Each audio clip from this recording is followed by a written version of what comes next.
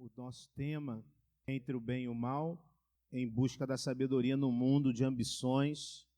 E a gente falou primeiramente sobre a anatomia do poder. A gente fez 2 estudos sobre esse tema, anatomia do poder, e como nós vivemos numa sociedade que busca, tem um anseio, um desejo pelo poder, e isso traz uma série de problemas e dificuldades. Nós temos sido vítima, o povo, por exemplo, tem sido vítima de tantas dificuldades que nós temos vivido, que são consequências da ambição pelo poder, e nós vimos como o poder é uma falácia, como o poder ele é passageiro, nós vimos como ele também é sedutor, e vimos um antídoto, né? E naquele primeiro estudo nós vimos que Natã, o profeta Natã, é como aquele que vem como um antídoto do poder. Nós vimos na figura de Adonias, o filho de Davi, um homem que de alguma maneira foi seduzido pelo poder e tentou derrubar o seu pai Davi, tentou tomar na marra o reinado de Israel. Esse estudo vai se basear no primeiro livro dos Reis, primeiro capítulo ao capítulo 11, e que ele vai pegar o espaço histórico entre a morte de Davi e a entrada no trono de Salomão, e a morte de Salomão e a divisão do reino de Israel, que em Davi, Salomão ainda era um reino unido, mas que depois de Salomão perde então essa condição e se torna 2 reinos, né? Reino dividido, e nós vamos ver uma série de questões aqui nesses episódios. Semana passada nós começamos a falar sobre esse segundo subtema dentro do grande tema, entre o bem e o mal, que é o perigo da assedia. E nós vimos que, embora seja uma palavra que não é muito comum na nossa, não é uma palavra que nós usamos corriqueiramente, a assedia é um pecado da alma, que está ligado muitas vezes à nossa incapacidade de resolver, de enfrentar os problemas da nossa vida, associado a uma certa preguiça. No entanto, preguiça para a gente, esse tipo de situação, preguiça soa para a gente como uma questão simplesmente física, preguiça de fazer alguma coisa. No entanto, a assedia é uma questão que é da alma, é uma questão que está ligado a nos eximirmos de fazer as coisas com muito esforço. Se houver uma maneira mais fácil de fazer as coisas, é essa maneira que eu vou utilizar. Pessoas que muitas vezes empurram os problemas com a barriga, porque enfrentar os problemas muitas vezes gera muito esforço. Então a assedia está ligada a essa questão de nós não enfrentarmos os nossos problemas. Há uma dimensão física na assedia, mas há uma dimensão também emocional. Nós deixamos de resolver problemas no campo familiar, por exemplo, deixamos de resolver problemas no campo profissional por causa da assedia. E a assedia é pecado, é um pecado que faz inúmeras vítimas, como nós vimos na semana passada na vida de Davi. E nós fizemos uma comparação entre Davi e Salomão, e começamos a fazer essa comparação, e vimos a assedia, então, na vida de Davi. Vamos só lembrar o seguinte, lembrar algumas atitudes de Davi, que nos fazem pensar como ele agiu com a assedia, como ele deixou de resolver alguns problemas no seu reinado. O primeiro grande problema que Davi não recebeu foi Joabe. Vocês lembram disso? Joabe, ele era o comandante do exército de Davi, e Joabe era um camarada que, na verdade, não tinha nenhuma lealdade a Davi. E Davi, para ele, era o mal necessário, e ele agiu de maneira sanguinária, de maneira cruel, com vários daqueles que foram comandantes dos exércitos, né? Com Amasa, com outros comandantes. Ele matou cruelmente, de maneira covarde, e Davi, ele nunca tomou uma atitude em relação a Joabe. Davi nunca bateu de frente, nunca resolveu o problema em relação a Joabe, porque Davi tinha esse pecado, o pecado da assedia. Porque Davi sabia que resolver aquele problema lhe daria dor de cabeça. Joabe era seu primo, e ele pede a Salomão, então, para resolver esse problema para ele. Um outro problema que Davi não resolveu foi com Simei. Simei foi um outro camarada que, quando Davi fugia da revolta que seu filho Absalão levantou contra ele, Simei subiu no monte e começou a gritar contra Davi: você usurpou o trono de Saul, você é um ladrão. Mas Simei fez a aposta errada, porque Davi depois tomou de volta o trono, e Simei então voltou com Davi Só que Davi, agora, depois de um tempo, depois que está prestes a morrer, ele chega para Salomão e diz que Salomão deveria matá-lo. Ou seja, Davi também não tomou as atitudes que devia tomar em relação a Simei e quer que seu filho Salomão agora tome para ele. Então, semana passada nós vimos o seguinte: Davi foi um rei grandioso. Davi foi um rei que foi conhecido como o grande rei de Israel. Mas Davi deixa uma série de problemas que ele não resolveu, e esses problemas, nós vamos ver mais à frente, vão trazer uma grande dificuldade para o reino, vão fazer com que aos poucos o reino vá se enfraquecendo. Da mesma forma, nós, na nossa vida, no nosso dia a dia, muitas vezes deixamos de resolver problemas, de lidar com situações que precisam ser resolvidas por causa da assedia, porque a gente não quer se estressar, porque a gente não quer se esforçar, porque a gente não quer se envolver, né? Isso se dá em vários campos da nossa vida, seja na vida familiar, quando nós não agimos como devemos agir, quando nós não tomamos as providências que devemos tomar, né? Lembre-se que o texto fala quando Adonias, filho de Davi, se levanta para usurpar o trono de Davi, o texto fala que Davi nunca contrariou Adonias. Adonias era um filhinho mimado de Davi, que agora não tem limite, que agora se levanta contra o seu próprio pai.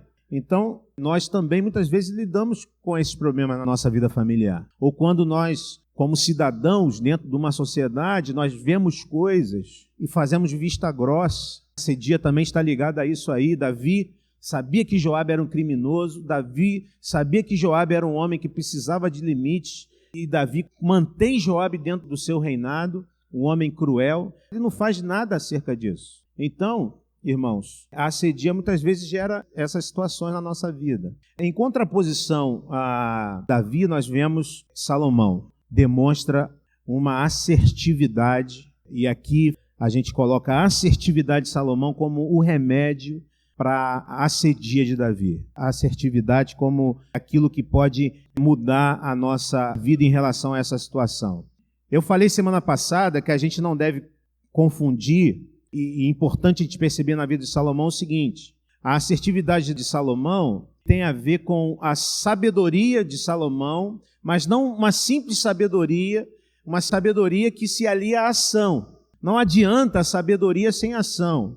Para combater a assedia, eu preciso de uma sabedoria que se alia à ação, porque ação sem sabedoria é precipitação e sabedoria sem ação é omissão. Porque muitas vezes as pessoas confundem assertividade com insensatez. E assertividade não é insensatez. A pessoa que fala assim: eu falo o que tem que falar mesmo, eu digo o que tem que dizer mesmo. Gente que age muitas vezes contra a injustiça, mas age de maneira errada. Isso é insensatez, não é assertividade. Ação sem sabedoria é insensatez. Interessante como isso está intimamente ligado ao que a gente ouviu no domingo, quando nós falamos sobre a obesidade espiritual mórbida, que acontece quando eu tenho muito conhecimento. Isso acontece com muitos cristãos, né? Adquirem muito conhecimento ao longo da sua vida eclesiástica, sua vida religiosa, mas não colocam esse conhecimento em prática. Esse tipo de conhecimento não serve para nada a não ser me tornar um obeso, ou seja, com muita gordura de conhecimento que não vale de nada, porque, na verdade, esse tipo de sabedoria só é benéfica e só gera mudança e transformação quando nós colocamos isso em prática. Você vai abrir sua Bíblia. Eu vou destacar aqui 3 ações de Salomão que mostram a assertividade de Salomão, que mostram essa sabedoria de Salomão que é aliada à ação, como ele faz isso e como então nós... E aí, irmãos, a gente precisa olhar para a nossa vida e perceber em que áreas da nossa vida nós temos tido esse tipo de atitude, né, de assedia, de procrastinação, de empurrarmos com a barriga, e a gente olhar, por exemplo, de Salomão e entender e perceber que nós também devemos agir assim. A primeira ação de Salomão é uma ação decisiva contra Joabe. Aqueles que estão aqui desde o início do estudo lembram que nós falamos de Joabe. Joabe era um comandante do exército de Davi, sanguinário, cruel, um assassino, que matou Abner, que era o comandante do exército de Saul, que matou Amasa, que era o comandante do exército de Absalão, que matou Absalão, o filho de Davi, quando Davi havia dito para o seu exército que ninguém matasse Absalão. Que Absalão se levantou contra Davi e Davi falou, por favor, não matem Absalão. E Joabe, quando conseguiu chegar em Absalão, Absalão estava preso pelos seus cabelos, ele tirou Absalão da árvore e matou cruelmente Absalão. Então, primeira coisa é o que Salomão vai fazer contra Joabe. 1 Reis 2, 31 e 32. Então, olha só, gente, não tem conversa. Mais uma vez, não estamos falando aqui sobre o tema pena de morte. A gente está num texto do Antigo Testamento, e para a gente falar de pena de morte, a gente teria que ir até Jesus Cristo. O dever do rei, aqui nesse contexto que a gente está, cumprir a lei. E a lei fala lá em Deuteronômio que aquele que fosse responsável pela morte do justo teria que pagar com a sua vida. Não estamos falando sobre pena de morte, não estamos falando sobre esse tema, estamos falando o seguinte: se Davi agiu com assedia, não fazendo o que ele deveria fazer em relação à injustiça de Joabe, em relação àquilo que ele fez como um assassino, Salomão agora age e faz aquilo que deveria fazer. Ele chama Benaia e diz, mata e sepulta. Ou seja, resolve essa situação. E aqui a gente pode tirar algumas lições para a gente. Existem problemas na nossa vida em que nós precisamos ter atitude assertiva, senão as coisas vão ficando ainda mais difíceis. Por exemplo, não dá mais para conversar sobre cancelar ou não aquele cartão de crédito. É necessário tomar uma atitude. Muita gente, às vezes, muitas famílias, acabam entrando num problema sem fim, porque ficam agindo com assedia. Tem que tomar uma atitude, tem que cortar, às vezes, alguma situação. Para isso vai ter que conversar com a esposa, com os filhos. E, às vezes, muita gente deixa de fazer, deixa de agir com assertividade, porque não querem se contrapor, não querem se estressar, quando, na verdade, precisavam, de forma definitiva, agir em determinada situação. E aí depois a família, o casamento fica prejudicado porque está com problema financeiro. E isso muitas vezes acontece. Até quando isso vai acontecer? Aquela pessoa que você age com extrema piedade, talvez seja a hora de deixá-lo andar por conta própria. Aquele filho, aquele cunhado, né? A gente bota lá o cunhado, né, Gleice? Não é o caso do meu cunhado é gente boa. Mas aquele filho, aquele cunhado, aquele irmão, que a gente já, sabe, já deu várias chances. Talvez seja a hora de tomar uma atitude assertiva. E quando eu digo isso, não é abandonar, mas é deixar limites claros. E aí vai doer. Por exemplo, fazer isso com o filho dói, né? Fazer isso com uma pessoa da família dói, vai doer, mas entenda, às vezes a última cartada é jogar a vaquinha para o precipício. Sabe, tomar aquela decisão assertiva e decisiva e falar, ó, acabou, não dá mais. Foi o que Salomão fez, não dá mais. Joabe, não dá mais. Meu pai foi empurrando com a barriga esse problema, mas eu agora vou resolver esse problema e resolver o problema. Benaia, vai lá e faz o serviço completo. É interessante que se você ler o texto, Joabe estava lá na tenda, né, agarrado no altar, e aquele homem cheio de força para matar os seus inimigos há um tempo atrás, agora está ali cheio de medo, agarrado no altar. Benaia chega e fala, Joabe, venha para cá. Joabe, não vou, se tiver que me matar, vai ter que me matar aqui. Benaia volta para falar com Salomão, e Salomão fala, ó, faça o que ele quer, mata ele lá. E foi o que aconteceu. Então, primeira ação é uma ação decisiva diante de Joabe.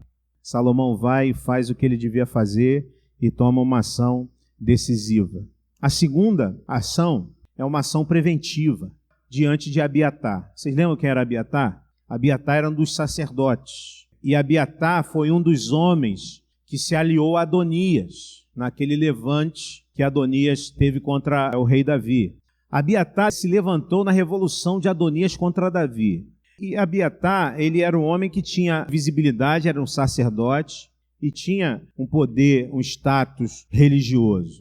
Quando a gente está num grupo, por exemplo, quando a gente lidera um grupo, e aqui temos irmãos que já lideraram grupos, já trabalharam com equipes, por exemplo, se você tem uma pessoa no grupo que tem visibilidade, se você tem uma pessoa no grupo que exerce poder e influência, O que a gente precisa fazer como líder é tirar a visibilidade e o poder, senão esse sujeito acaba com o grupo. Não é assim? Quando a gente lidera um grupo, se tem um sujeito que tem visibilidade, tem poder dentro do grupo, mas ele vai contra aqueles objetivos do grupo, se a gente não tira a visibilidade e o poder desse camarada, a gente acaba tendo problema no grupo. Então, vamos ler lá o texto que fala de Abiatar? 1 Reis 2, 26 e 27. O que Salomão faz com Abiatar? Se em relação a Joabe, Salomão toma uma atitude definitiva e fala, Benaia, passa o rodo em Joabe. Aqui, a ação de Salomão é uma ação preventiva. Ele não mata Abiatar, mas ele toma uma ação preventiva. O que ele faz? Manda Abiatar para Anatote, não é isso? O nome da cidade? Ele vai exilar a Abiatar, porque ele vai dizer o seguinte, você fez mal ao meu pai, mas você também fez bem, você levou a arca da aliança diante de meu pai Davi, você o serviu por algum tempo. Então, a atitude de Salomão é uma atitude em que ele consegue medir, ele consegue entender e perceber a gravidade da atitude das pessoas de maneira diferenciada. Se Joabe foi um assassino cruel que se levantou contra Davi e merecia a morte, Abiatar, ele não precisava matar Abiatar, mas ele podia tomar uma atitude diferente. E qual a atitude que ele toma? Uma atitude preventiva. Ou seja, ele coloca Abiatar numa cidade distante, e Abiatar não é mais sacerdote, mas vai viver lá. Muitos crentes se dão mal hoje em dia porque confundem, preste atenção nisso, confiança e credibilidade com perdão e compaixão. E qual a diferença? Perdão e compaixão todos nós devemos ter para com aqueles que erram e se arrependem. Perdão e compaixão é oferecido gratuitamente àquele que erra. Agora, confiança e credibilidade não se dá. Confiança e credibilidade se constrói, se conquista. Então, exemplo, eu tenho um negócio com alguém e aquele meu sócio me rouba. É uma situação corriqueira que serve para uma série de exemplos. Tem um sócio que ele me rouba, claro, erra comigo. O que eu devo fazer diante disso? Se ele se arrepende, eu tenho que perdoar. Como cristão, eu preciso perdoar. Agora, refazer a sociedade? Não. A não ser que ele reconstrua a confiança, que ele reconstrua a credibilidade. A não ser que a pessoa reconstrua. Isso para várias situações da nossa vida, porque às vezes a gente confunde confiança e credibilidade com perdão e compaixão, né? E às vezes a gente precisa perdoar e ter compaixão sempre, mas confiança e credibilidade é algo que as pessoas precisam construir. Então, Abiatar perdeu a confiança, perdeu a credibilidade, não merecia a morte, mas também não merecia a credibilidade e confiança sem que ele pudesse reconstruir isso de maneira que retornasse a ter o status que tinha antigamente. Então, primeiro, uma ação decisiva de Davi em relação a Joabe, acabar com Joabe. Uma ação preventiva de Davi em relação a Abiatar, que é exilá-lo, deixá-lo longe. E terceiro, uma ação condicional em relação a Adonias e Simei. Adonias, o que Adonias fez? Adonias se levantou contra seu pai, Adonias tentou usurpar o trono de Davi, que Davi já tinha dado a Salomão. E Simei, o que ele fez? Subiu lá no monte, começou a gritar e chamar Davi de ladrão, falar que Davi usurpou o trono, e depois, quando Davi voltou, ele se aliou de novo a Davi. É fácil resolver problemas como, por exemplo, em relação a Joabe. Joabe era um criminoso e todo mundo sabia que Joabe era um criminoso. E quando Salomão mata Joabe, ele não tem a desconfiança ou uma reação negativa dos outros. Todo mundo conhecia Joabe, todo mundo sabia que Joabe era um assassino. Agora, é muito mais difícil resolver problemas, como, por exemplo, Salomão tem agora em relação ao seu irmão. Adonias é irmão de Salomão, é meio-irmão de Salomão. Se Salomão fizer justiça em relação a Adonias, ele pode ser rejeitado pela sua própria família, ele pode ser odiado pela sua titia. Salomão corre esse risco. Em relação a Simei, nós vemos que Davi diz, não permita que ele morra em paz. No entanto, o que Simei fez não era tão grave para que Davi pedisse a morte dele. O que Simei fez foi simplesmente caluniar a Davi. Davi age aqui de maneira também, quando pede a morte de Simei, age de maneira também injusta. E aí, o que Salomão faz em relação a essas duas pessoas? Vamos ler lá, 1 Reis 1:52. Salomão estipula fronteiras em relação a Adonias e a Simei. Salomão diz o seguinte: se Adonias me aprontar mais uma, ele está fora. E aí tira a responsabilidade dele e joga em cima do seu irmão Adonias.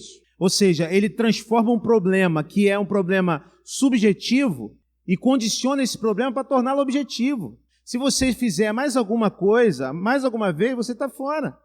O que Adonias faz? Adonias chega diante de Batseba, mãe de Salomão, e diz: titia Batseba, vamos tomar um chazinho lá no palácio? Adonias vai lá e pede que Batseba convença Salomão de que aquela moça, aquela virgem que havia dado a Davi lá na velhice dele, que essa concubina fosse dada a ele, Adonias. Mas aí quando a gente lê 1 e 2 Samuel, a gente vai perceber que uma das práticas daquele tempo era o seguinte: aquele que tomasse a concubina do antigo rei estava querendo dizer o seguinte: o reino atual é legítimo, o legítimo rei sou eu.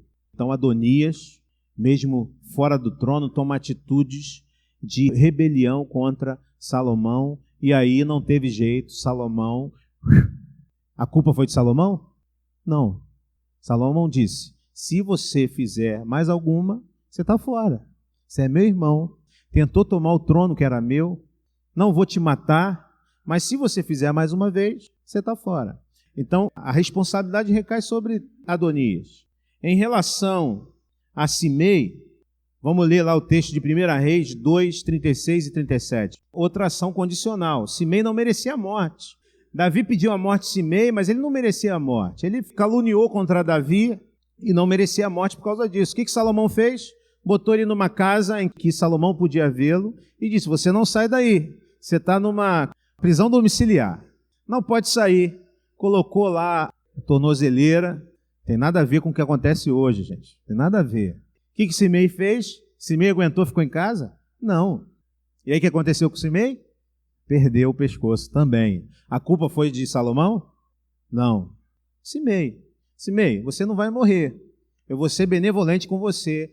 Vou construir uma casa para você. Você fica em casa. Estão construindo uma casa lá em Bangu para alguém, né? Você fica em casa e você não pode sair daí. Simei saiu. E Simei morreu. A gente vai terminar esse problema da assedia dizendo o seguinte: Salomão, diferente de Davi, Salomão identifica os problemas e não os transfere. Salomão lida de maneira diferente para cada problema em que ele lida. Joabe, Abiatar, Adonias e Simei. Ele não tem a mesma ação em relação a todos eles porque os problemas são diferentes. Salomão tem essa sabedoria de não transferir os problemas, de não empurrar os problemas com a barriga e de agir de maneira diferente em relação aos problemas que ele vive. Vamos ver o que a palavra de Deus fala sobre o reinado de Salomão. 1 Reis 2:12. O reinado de Salomão é um reino forte, concreto, tem boas bases. 1 Reis 2:46. Em outras traduções fala que o reino estava nas mãos de Salomão. Então olha só, Salomão é um rei que tem o volante firme nas suas mãos. Salomão é um rei que as rodas do seu reino estão no chão. Ele pode fazer curvas com segurança. E como ele faz isso? Entre os versos 12 e 46, esses dois que nós lemos, estão todas essas atitudes de Salomão em relação a esses homens que revelam em Salomão duas coisas. Primeiro, sabedoria e segundo, ação. Então voltamos a isso. Salomão é um rei que age com sabedoria e ação. Como que a gente pode construir um casamento firme? Um relacionamento matrimonial firme, com sabedoria e ação, não deixando de resolver os problemas, não empurrando os nossos problemas com a barriga. Quantos são os casais, por exemplo, que estão vivendo dificuldades e não procuram ajuda, e fazem vistas grossas, e acham que está tudo bem, e vão empurrando, e quando se apercebem, a coisa já está tão difícil que não pode ser reconstruída, ou que muito dificilmente será reconstruída. Não é assim que acontece? Isso é assedia, isso é falta de sabedoria e ação. Ou há, às vezes, sabedoria e falta ação. Salomão age e tem um reino nas suas mãos porque ele tem sabedoria e ação. na relação com os nossos filhos, como nós podemos agir de maneira a abençoá-los quando nós agimos com sabedoria e ação. Por que na nossa vida algumas coisas não estão nas nossas mãos?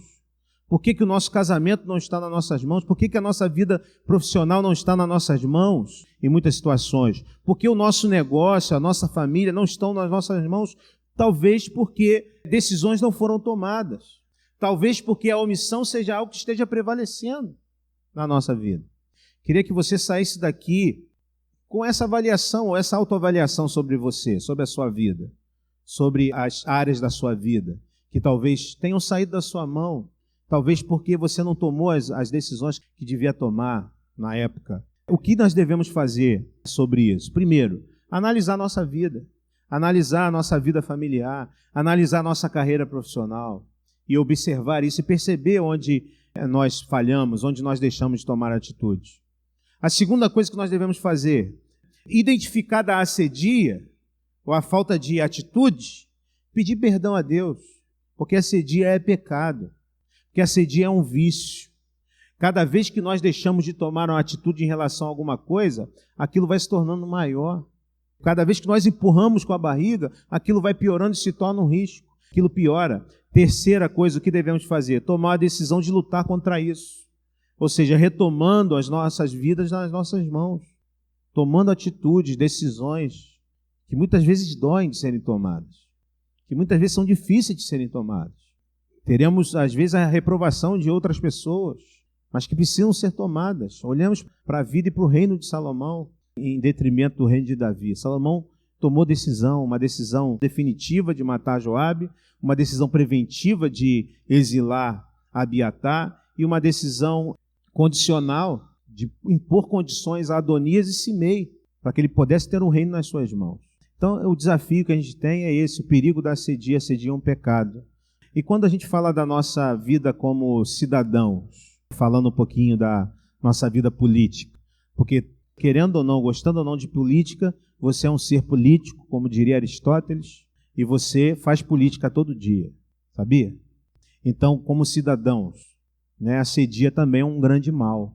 Quando a gente acha e olha para as coisas ruins que estão acontecendo e acha que é assim mesmo, que não tem jeito, faz vistas grossas para as injustiças. Quando a gente trabalha num determinado lugar, a gente é funcionário público, alguma coisa desse tipo, e as coisas estão más e a gente faz vistas grossas. Quando a gente está em alguma instituição e as coisas não funcionam como tem que funcionar, e a gente faz vistas grossas. Isso é assedia. Talvez o medo de perder emprego. Perder emprego nesse momento é complicado, né? Talvez o medo de ter que se levantar contra alguém, contra um amigo, contra um chefe. Assedia é pecado. Se nós queremos fazer diferença, a gente precisa tomar atitudes assertivas diante da dificuldade que a gente tem. Tá bom, gente? Vamos ficar de pé, vamos orar?